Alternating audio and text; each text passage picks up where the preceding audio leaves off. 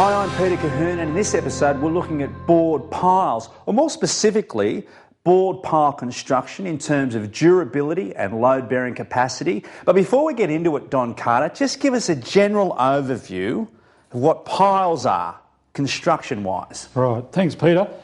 Yeah, basically the function of a pile is to transfer the loads of the bridge itself, plus any imposed loads, traffic loads, wind loads, flood loads, down to the material that's strong enough to resist those loads. So what we want in terms of durability and structural integrity is that we want it to be no settlement of the pile or no rotation. So we want rigidity and strength. In terms of the construction, piles are something you really have to get right. Exactly. And as it's been said in the past by a number of people, anybody can build a bridge, but it takes the expert to build the foundations. So Don, what are the different types? Well, Peter, there's basically two types of piles that are used on bridge construction. The pile can be either driven by a hammer or it can be bored through the soil. Driven piles, we can say, is a displacement pile because we're actually driving the pile down and displacing the soil. Mm-hmm. Whereas a bored pile, we're actually boring the hole and then filling it up with concrete. So we can say that a bored pile is a minimum displacement type pile. Okay, so this is all about bored piles, so we're all on the same page, speaking the same language. Let's just go through some of the terminology. So first of all, we talk about the pile shaft, which is basically from the head of the pile down to the toe. Mm-hmm. We talk about the pile head, which is basically the top. Mm-hmm. The pile toe, the bottom of the pile, yep. Which normally would be associated with the contract level on the bridge, where the contractor is supposed to found the piles. Yep. We talk about a socket. So in the case of a bored pile, its integrity is developed by a socket into the rock. So that we'll talk more about that later. The founding layer, again, this is the layer that we want the bridge to sit on, yep. And it may be rock or it may be some hard stratum. Above that material, there will be what we call the overburden, which is basically the soil overlying the base material, stratum or rock. The other issue we talk about also in the socket is that we talk about what we call sidewall. Yep. So within the socket, the vertical face of the socket, the terminology we use is we say that's the sidewall of the socket. So according to this diagram, it's clear that the socket plays a critical role in this pile construction. The socket is the most critical part of the whole structure because you're basically relying on developing the load capacity in the material to carry the loads we talked about before. On the drawing, the bridge designer will specify for the benefit of the people in the field what the maximum loads are in the pile, so that'll be the vertical load as well as the bending moments. It'll specify the contract level, in other words, where the toe of the pile is required to be. Yep. It'll also tell them what sort of material in terms of strength, etc., in relation to the material in the socket itself, how long the socket has to be, because that's the length we've got to use to develop the resistance, what the Rio is required in the pile, and what details of the concrete in terms of strength of the concrete, etc. And also what the specification and detail of the casing, how thick the walls are, and on the casing we also have a driving shoe, which we'll talk a little bit about as well. So all those details are there on the drawing, and that's the requirements that the people in the field need to meet. I'd imagine, though, that the person's designed this has based all this information on the geotech reports. They haven't actually been in the field. So when they open this thing up, I suppose you really have to be prepared to think on your feet and make other judgments. Exactly, and that's what happens. The whole process is dynamic, if you like, because foundations can be quite variable in terms of the geology and so forth, so that if an unforeseen or a change in circumstances occurs, there's got to be some input maybe from the designer or in the requirement of the actual construction. A geotechnical engineer is there to assess the quality of the rock and whether it meets the requirements of the drawings. Okay, we'll come back to pile socket later, but essentially there are two types of bored piles. Well, there's two classifications, Peter, and they're either temporary casing or we talk about permanent casing. And the decision to use one or the other depends on basically the geology of the site. So if the material is suitable, then we may use temporary casing, which is withdrawn. Yeah. But if there are question marks or issues about the material, then the designer may say that I want a permanent casing to be used. When you use a temporary casing, obviously the word's temporary, so we are actually going to extract it. Yeah. So there are other issues that come into that construction, but we'll talk again more about that. There are some instances where uncased piles are used. Yeah. But again, this is a fairly high-risk practice. Yeah. And it's very rarely used on a bridge for the simple reason we don't want contamination of the pile if the material falls in and ruins the concrete itself. Interesting to note, though, that the casing itself hasn't got any load capacity in either of those situations. Well, it has load capacity, but we don't take it into account in terms of the structure because we're saying over the life of the bridge, that steel casing will slowly corrode away. So you can't rely on it. You can't rely on it, and it also doesn't affect the durability in the long term because, as I said, it'll disappear in time. Now, when it comes to piles, we've made the distinction between driven piles and cast-in-place piles, and then the distinction in cast-in-place piles between temporary casings and permanent casings.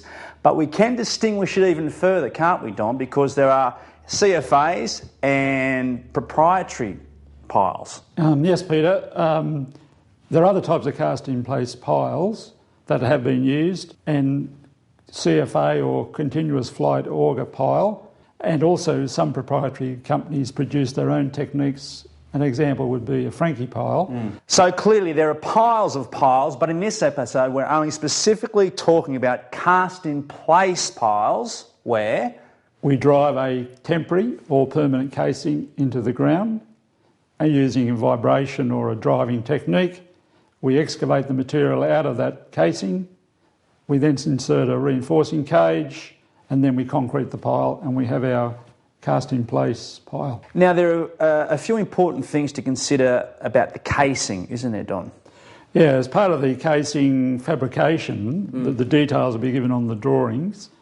And what the casings consist of is a short lengths of plate that's been rolled to the diameter required, welded to form the cylinder, and then those individual lengths are then butt welded together to give you the length of tube that you want, or the length of casing that you want. It looks like these seams are offset, sort of a vertical version of laying bricks. You never put the joints... Exactly. Yeah. So what they do is, between each section, the welds are offset by 90 degrees, the longitudinal weld, so that you don't have a line of potential weakness with all the welds in the one plane. Makes sense. Now, what about the bevelling too? When the casing is driven into the material, the founding material, or through the overburden, there may be boulders or large material. So the tube is 10 or 12 millimetres thick.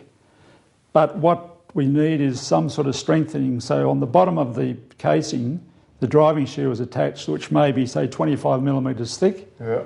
And it's also bevelled to provide a cutting edge, if you like, as they drive it into the founding material. That's your chisel edge. Exactly. It's serving two purposes, both as a cutting edge but also a strengthening so you don't get buckling. The other issue that we should mention as well, someone has to monitor to make sure they're not going to damage the casing. So is that a matter of a tape measure, make sure you've gone deep enough, or...? Well, it's basically looking at the resistance developed by the casing. So if you're driving it and then you're getting very small penetration per blow, then you know you've probably reached the level where it's not going to go any further. Yeah, at lunchtime.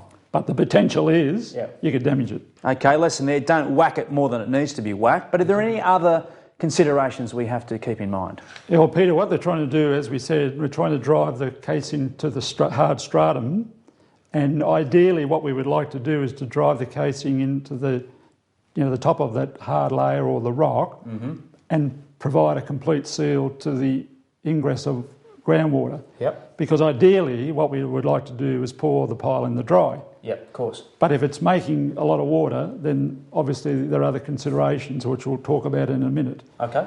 But in terms of the actual process, once that casing is driven to the rock, then we go through the process of excavating the material out of the pile, and that's done in two stages. And here we have two pieces of equipment that are used.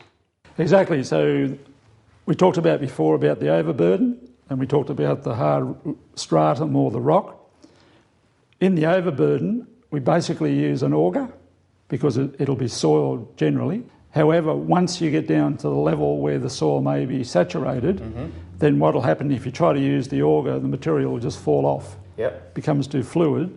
And at that point, then the process would be to switch over to what we call the rock bucket, which is a specifically designed piece of equipment that has got cutting teeth, and it's also got a measure to capture the material that's being excavated. And there are various types of proprietary designs for a rock bucket.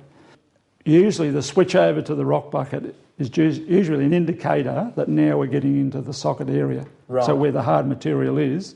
And again, as we've said before, this is now getting to the critical stage of the process. So Don, in terms of supervision and inspection, what are the critical things to remember with my excavated pile hole?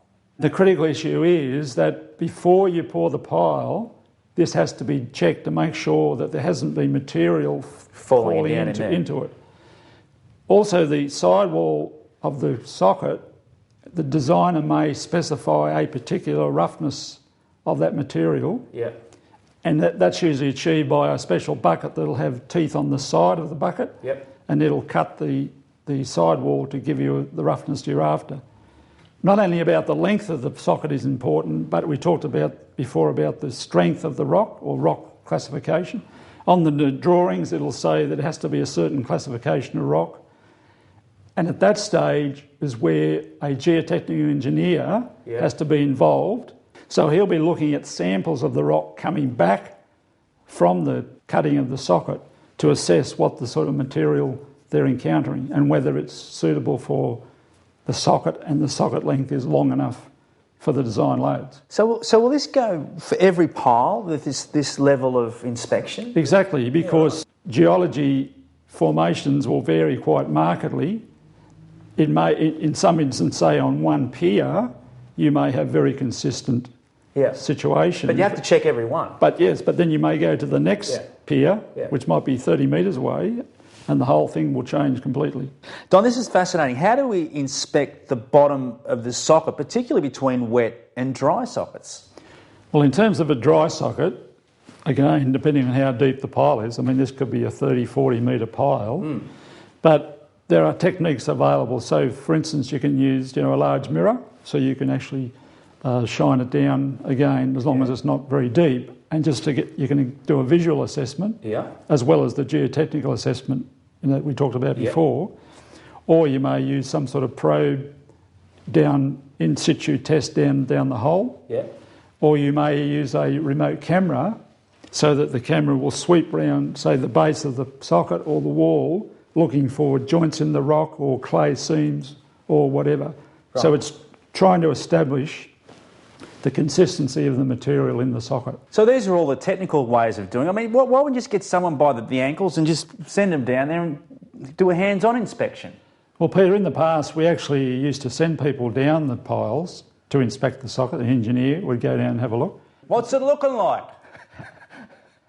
Under considerations of OH&S, that's no longer acceptable, and so we have to look at alternative methods, remote methods, etc., to actually do that assessment. Also, as I mentioned before, the geotechnical engineer can be assessing the material that's coming back in the bucket to see what sort of quality material that is. And the other option that's available, well, both in terms of the dry and the wet, that if there's any doubt about the suitability of the material in the socket, we can do a core drill below the base of the pile to prove the material down below is satisfactory. Basically, you are assessing the individual pile and you're assessing the material immediately below where the toe of the pile is sitting. So, of course, we not only have to make sure the bottom of the socket is okay, but the side walls of the socket just as important. Exactly, because the overall design consideration is the load resistance is developed both by the base of the pile but also by the friction on the sidewall between the concrete and the fanning material. Also, the sidewall walls are important because if we get a lateral load on, as you can see from the diagram, then the loads produce a lateral pressure against the side of the socket. So the sidewall is now taking pressure as well as the bottom. Bending moments and everything happening up top. Yeah. The other issue in terms of the socket as well is that certain materials deteriorate when they're exposed to the air or water. Say, for instance, shale. So if you're putting a pile socket into a shale material, it's very important that the time between when you drill the socket and pour the pile is minimum, because the longer you leave it open to the air or with water in it, the material may start to deteriorate. So we usually have a time limit between when that's the last cleaning, from when it's bored to when they pour the pile. So I'd imagine too, just getting back to the person overseeing this on site, their construction timeline really has to be adhered to in terms of when they pour this concrete, after the time they drill them. Yeah. And again, as I said, it depends on the type of material. If you were drilling in certain types of rock, it's not going to deteriorate in time, but say if it was a shale, then it may deteriorate the longer you leave it exposed. Clock's ticking, let's get the thing done. Yeah. So the socket and the side walls have been inspected, they're all okay. The next step is placing the reinforcing cage inside the hole. Exactly, Peter. But before we get to that stage where you're actually putting the cage in, I think it's worth mentioning that there needs to be some checks done before we get to this stage. Sure. Because that's not the time to start checking your Rio cage, as you can imagine. I just want to get on with it, Don. So basically the people on site should be checking that the number and diameter of bars in the cage are the correct number and diameter. Yeah. The spiral reinforcing that on the outside is the right diameter and the right pitch or spacing. Yeah. That the way the cage has been fabricated, usually by tack welding, hasn't damaged the Rio, and they've used the right welding procedure, because when you tack weld, you are required to have a welding procedure, because there's a risk that you can burn away the main reinforcing if the current's too high or whatever. We've got to make sure that the cage is exactly to the diameter we want, because otherwise if the cage is oversized you may lose some of your cover. Yep. And then that's what we need in terms of durability. The splice length, when we're going to lift the cage into place, and you'll see that on the footage, the subsequent cages are going to have bars overlapping. Yep. And you've got to make sure that the lap lengths of those bars are to the requirement for that diameter. So every diameter has a required lap length that you've got to make sure you've got. And also, you've got to make sure that there's enough length of Rio to provide anchorage into the whatever structure is above the pile. So we've got to have enough Rio for the whole pile, but also above that. But that'll be all shown on the drawing. And the other issue is that to make sure that the Rio is not severely corroded or covered with rubbish. You can imagine on a construction site, cages lying around on the ground, or it shouldn't be on the ground, it should be held up so it doesn't get dirt on it. But that's got to be checked before you put the cage in the pile. Well, we're getting close, I think, to putting the concrete in, but up until this point there's been a lot of checks, and a lot of people are responsible for making sure, the socket's okay, the reinforcing's okay, it's the right length. I mean, who is responsible for all this? Is it the same person, or there's a team of people dedicated to one special task? How does it work on site? A good site is where people know what their responsibilities are, whether they're on the contractor side or whether they're on the RTA side. Yep. Things go well when everybody knows what their responsibility is. We don't want this. Exactly, and we also want no surprises. Exactly. Now tell me, what are they doing here? Well, what we're seeing now is the cage being placed into the pile, basically, isn't it?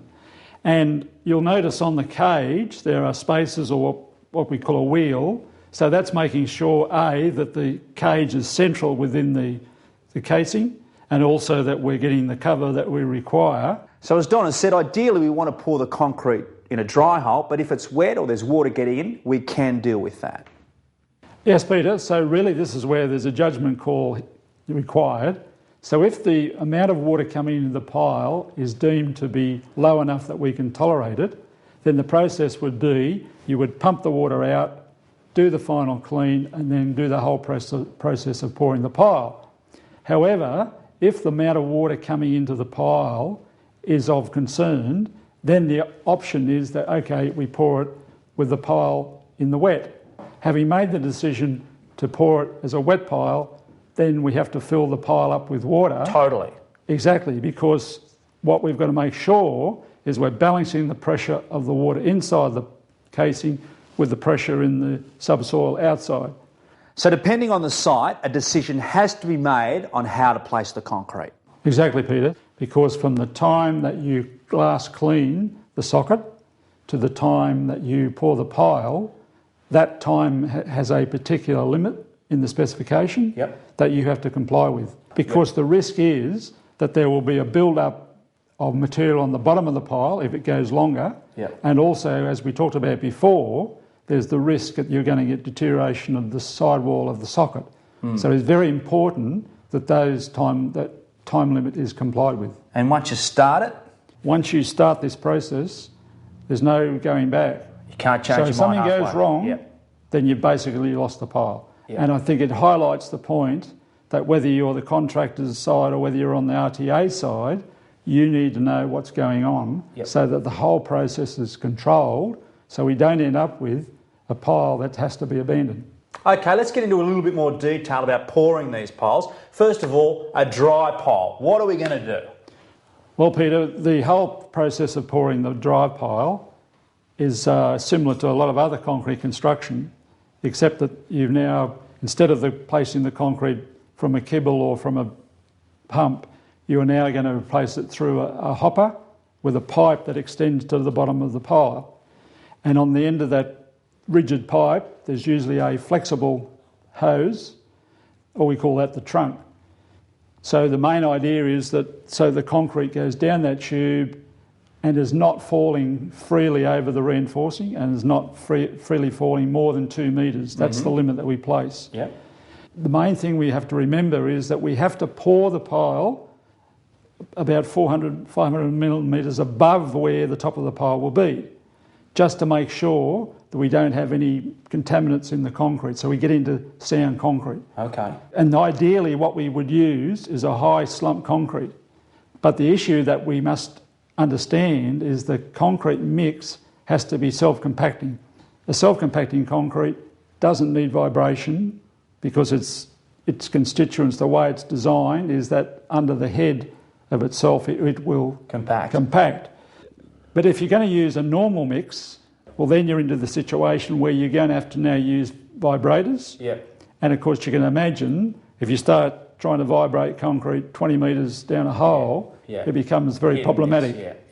So it's not ideal to do that. And so I think the real preference would be to use a high slump self-compacting mix.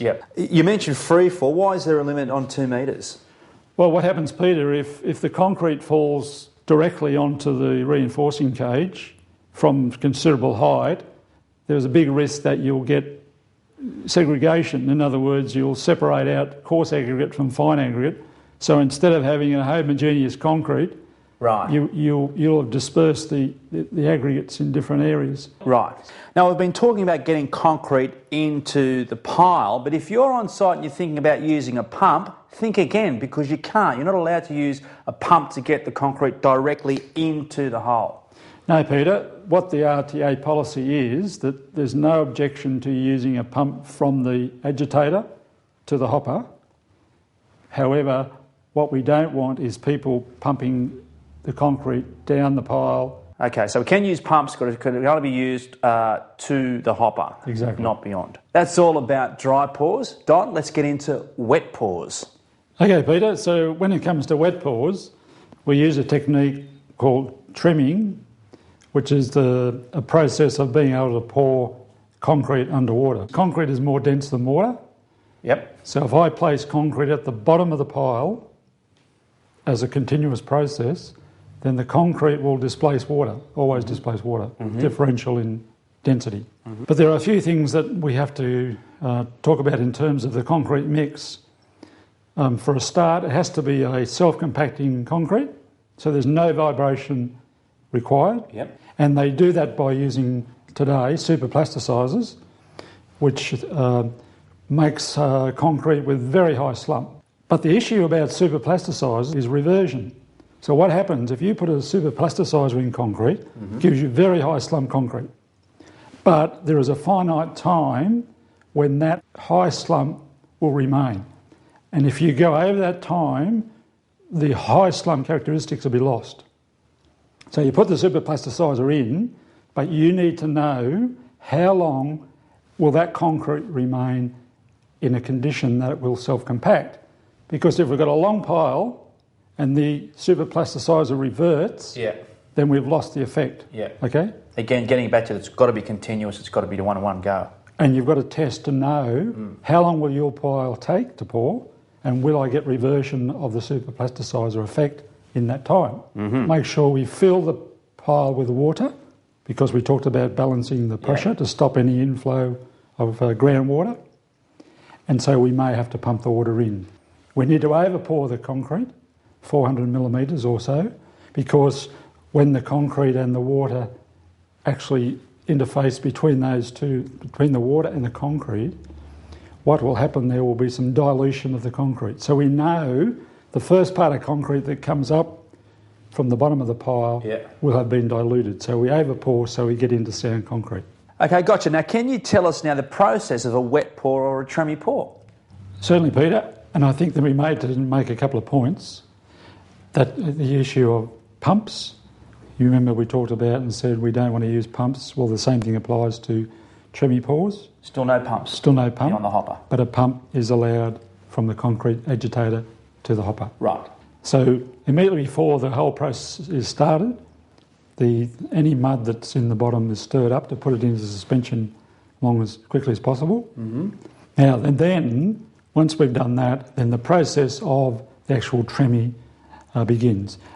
On the bottom of the tremie pipe, there is a seal, and that can come in different configurations, but the idea is that bottom of the pipe has to be sealed. So when I put my tremie pipe in the pile, we don't want any water coming back up into the pipe. Yeah, it's got to be waterproof down the bottom. Exactly. Yep. And the other issue is that the pipe has to be placed on the bottom of the socket. Yeah. Because we want that seal to remain closed until we charge the pipe with concrete. Right. So now, okay, we put the tremie pipe in the pile, sealed on the bottom, and once that's in place, then we can start bringing concrete into the hopper and slowly filling the pipe. Now, it's very important when you fill the pipe that it's not done too hastily. You need to just let the flow go slowly, because otherwise there's a risk that you may get an airlock caught in the pipe. So once the pipe is now charged with concrete, we lift the tremie pipe off the bottom of the socket. The seal is broken, and because of the head of concrete in the pipe, the concrete will be discharged on the bottom of the socket, and it will displace the water up the pile. Gotcha. The important thing to note here is that the end of the tremie pipe, relative to the top of the concrete, has to be a minimum of 2 metres, because we talked about risk involved in processes. If that end of the pipe comes out of the concrete, then we have a disastrous situation where now we've got the water and the concrete being mixed. Yeah, that's going to be a disaster. And that pile would be abandoned because its integrity would be in question. Yeah. So you can see again, we're talking about process control. I've got to say, Don, I mean, how do you keep a handle on this on site, though? There must be about 4 or 5 people just monitoring different parts of this pour.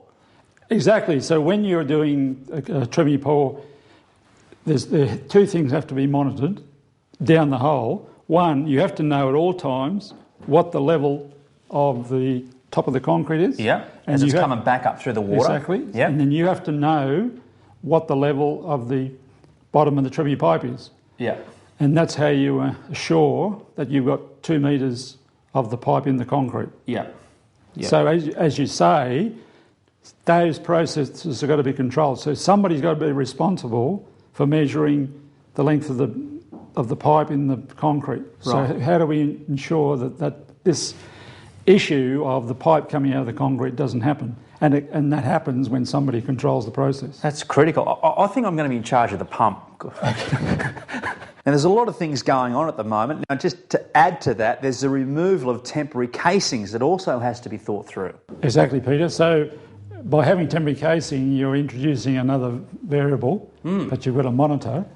In terms of lifting the casing, it's a judgment that it's got to be determined in terms of the conditions. But really the issue is you've got to withdraw the temporary casing, or partly withdraw it, while the concrete is still in the fluid state and at its slump, because otherwise, if it starts to go to initial set, you will never pull the temporary casing out. The friction will be too high. Yeah.